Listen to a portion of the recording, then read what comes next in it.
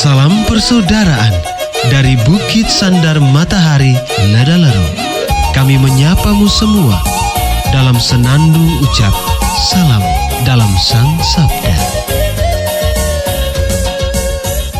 Bacaan Injil dan Renungan hari ini, edisi 12 Desember 2024, Kamis, Pekan Advent kedua. Disusun dan dibawakan oleh Frater Carlo Dagor SVD. Selamat mendengarkan.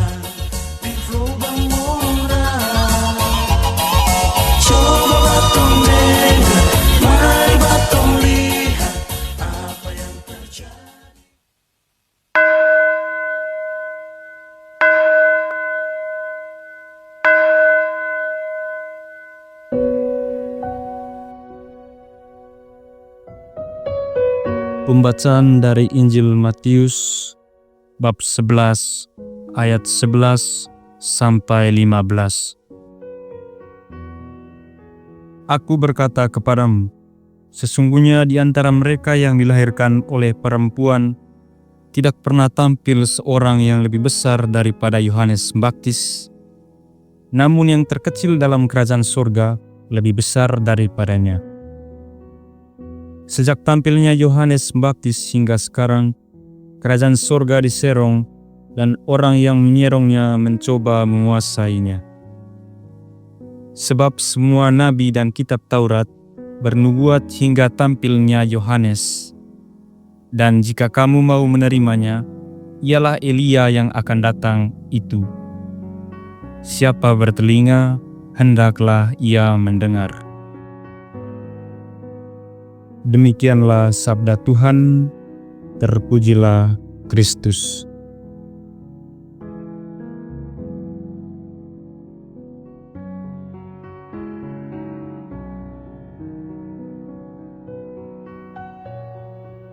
Bapak, Ibu, saudara dan saudari yang terkasih dalam Kristus.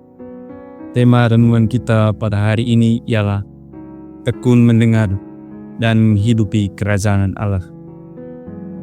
Dalam perikop Injil yang kita dengarkan tadi, sekurang-kurangnya ada 3 hal penting dan saling berkaitan yang dapat kita refleksikan. Pertama, keteladanan Yohanes Pembaptis. Yesus memuji Yohanes Pembaptis sebagai yang terbesar di antara manusia. Yohanes adalah fitur transisi dari membuat perjanjian lama menuju penggenapannya dalam diri Yesus. Yohanes hadir, hidup dan berada bersama Sang Mesias. Hidup dalam penggenapan rahmat keselamatan melalui Kristus. Kita diundang untuk menelan sikap Yohanes yang mengaplikasikan seluruh hidupnya untuk menyiapkan jalan bagi Mesias. Hidup Yohanes tampak dalam utama-utama seperti kesetelangan dalam hidup, keberanian untuk menyerukan kebenaran, dan kerendahan hati.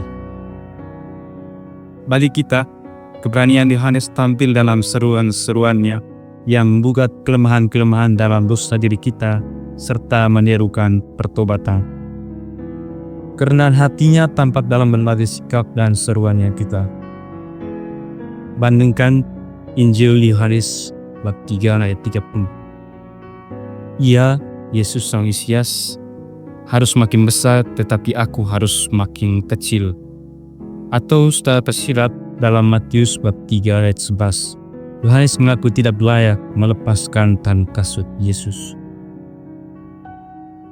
Yesus juga bersabda, yang terkecil dalam kerajaan Allah lebih besar daripadanya. Yohanes bertugas mempersiapkan jalan dari Yesus, Mesias yang dijanjikan. Tetapi, gereja umat Allah yang menyaksikan, termasuk kita yang imani penggenapan karya keselamatan Allah.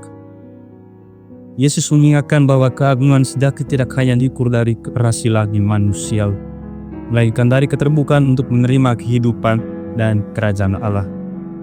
Siapapun yang masuk kerajaan Allah, meskipun dianggap kecil oleh dunia, memiliki nilai yang luar biasa di mata Allah. Mengapa?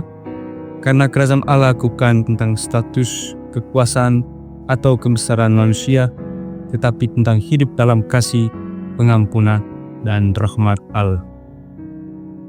Yang kedua, menegakkan kerajaan Allah yang telah diserok. Kerajaan Allah yang telah diserong dapat memiliki banyak arti. Boleh jadi pernyataan ini hendak menampilkan realitas efek negatif dari arus zaman, globalisasi, dan gaya hidup manusia dewasa ini. Ada banyak contoh kasus, misalnya ketidakadilan, manipulasi, penindasan, kemunafikan, rakus, tamak, dan sebagainya. Di sekitar kita banyak kejadian seperti ini. Bahkan kita juga mungkin pernah terlibat menjadi penyerong kerajaan Allah. Realitas keadaan Allah yang sering serong bukan melemahkan semangat iman kita, melainkan mendorong kita supaya betapapun sulitnya memperjuangkan kerajaan Allah, kita harus tetap setia pada Allah, sebagaimana juga teladan hidup Yohanes Pembaptis tadi, sederhana, berani, dan rendah hati. Ketiga, panggilan untuk mendengar dan bertindak. Yesus mengakhiri ajarannya dengan seruan, "Siapa bertelinga, hendaklah ia mendengar." Seruan Yesus ini bukan hanya ajakan untuk mendengar secara fisik, tetapi dengan kepekaan hati, pendengaran batin, penuh iman, dan segera merespons dengan tindakan nyata.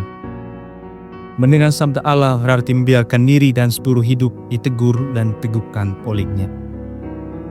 Kita dipanggil untuk menjadi saksi kerajaan Allah melalui hidup yang mencerminkan kasih, kerendahan hati, keadilan, kesederhanaan, dan damai.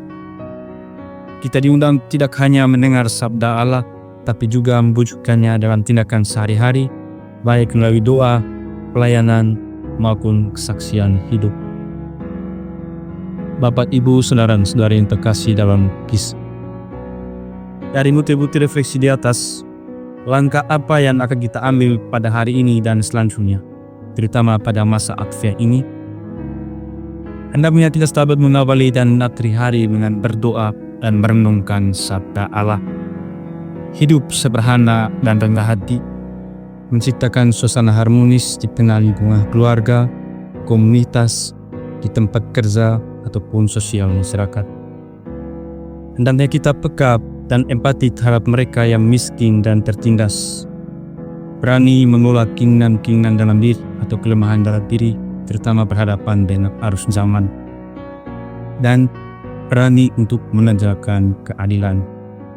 Dengan demikian, kita tidak hanya memberitakan sabda Allah melalui kata, tetapi juga menghidupinya dalam tindakan dan hidup kita. Semoga. Amin.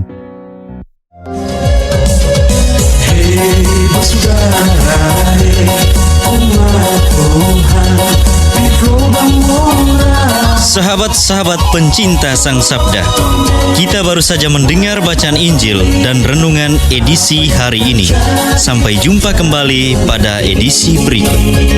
Terima kasih kepada Divisi Kerohanian website Seminari Tinggi Santo Paulus Ledalero. Semoga Sang Sabda menjiwai seluruh pengalaman hidup kita hari ini. Tuhan memberkati kita sekalian. Amin. Dalam satu hati, di dalam kasih Yesus.